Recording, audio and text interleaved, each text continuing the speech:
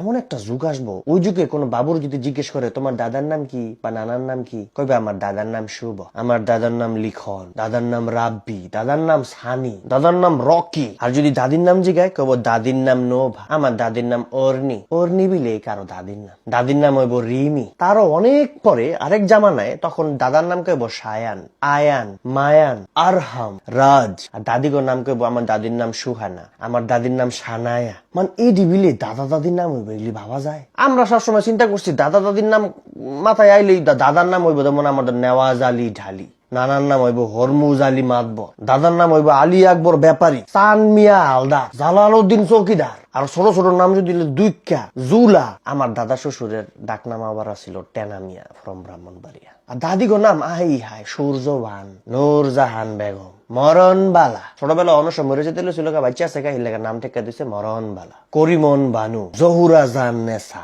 মানে এরকম নাম হইব দাদিদের নাম। দাদির নাম কি বলবো? অর্নি। তারপর গ্রামগঞ্জে সবাই তো না আধুনিক নাম।